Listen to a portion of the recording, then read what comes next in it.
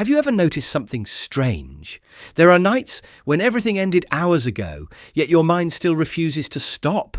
A simple conversation, a passing glance, a comment that no one else probably even remembers. And yet, there you are, analysing every detail as if you're trying to uncover some hidden truth about yourself.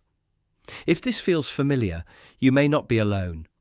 And the problem may not be that you lack self-understanding. In fact, the opposite may be true. We're often taught that the more self-aware we become, the more we understand ourselves, the more mature and fulfilled we'll be. But what very few people talk about is that there is a fine line where self-awareness begins to go too far. And when that happens, it no longer helps you live better. It begins to pull you away from your own life.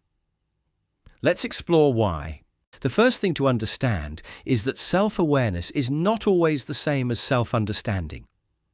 Many people believe that if they spend enough time reflecting, analysing their emotions, and examining their behaviour, they will naturally become more insightful.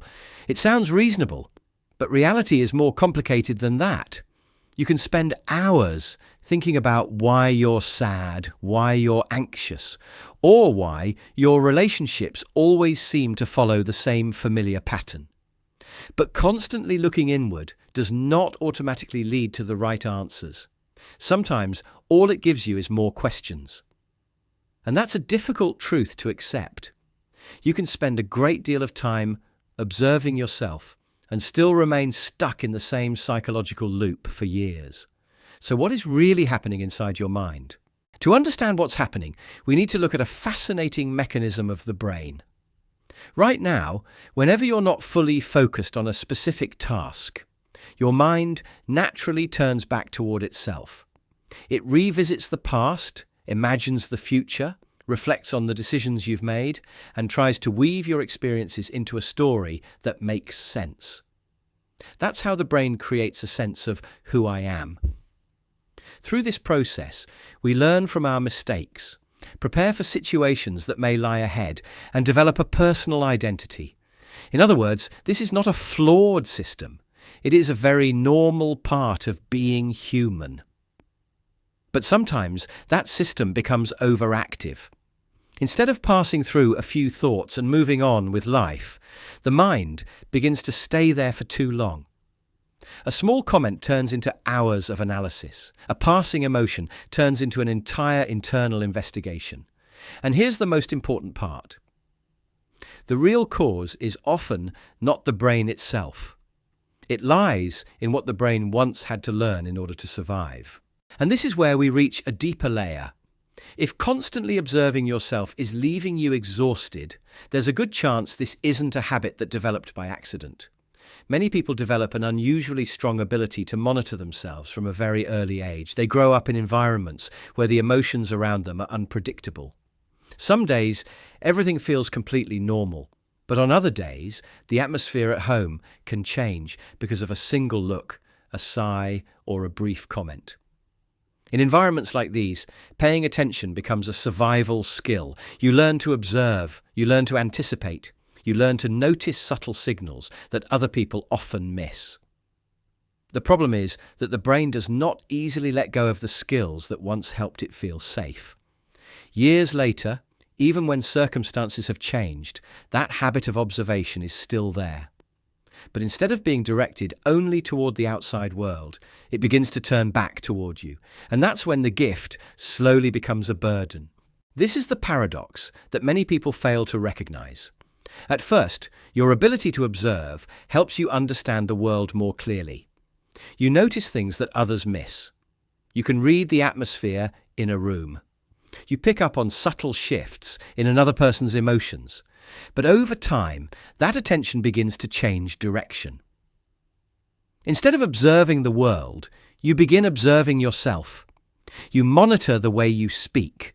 You monitor the way you react. You monitor your emotions, your thoughts, and every small decision you make.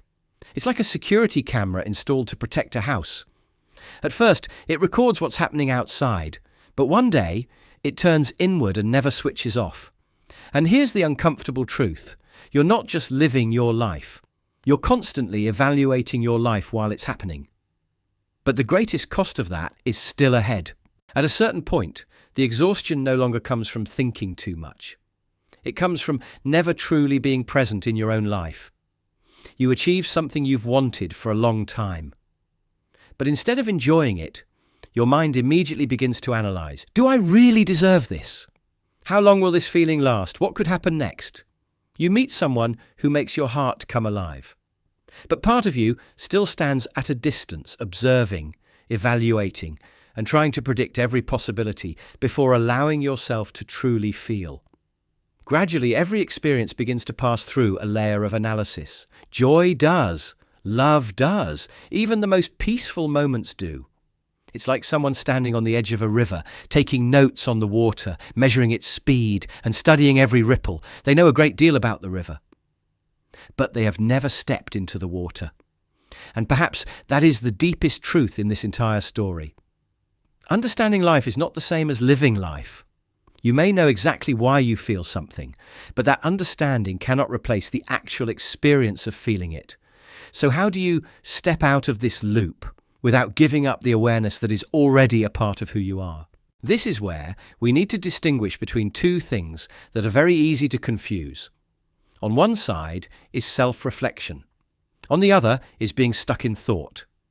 Self-reflection helps you learn.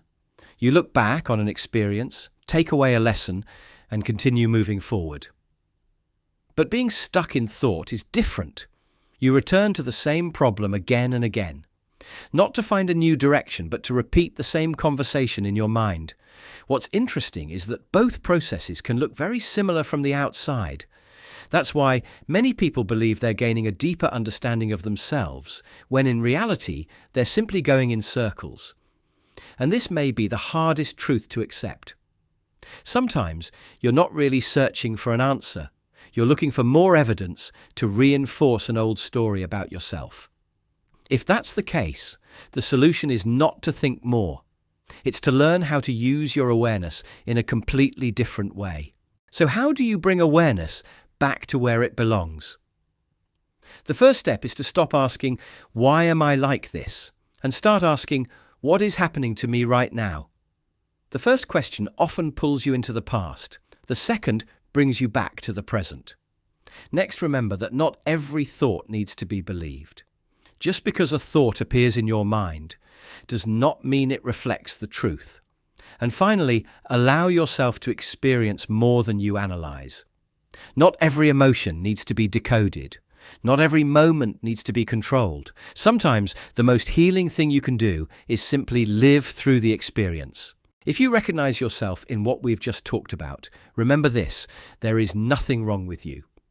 Your ability to observe deeply has never been the enemy. In fact, it may have helped you through many challenges in life. But any gift can become a burden if we carry it everywhere, all the time. Understanding these patterns is one thing. Actually changing them is another. So don't try to change everything today. Start with one small thing. One moment with less analysis. One moment with more presence. Let me know in the comments which part of this video resonated with you the most. And if content like this helps you understand yourself more clearly, don't forget to subscribe so you won't miss future videos. Be gentle with yourself today. I'll see you in the next video.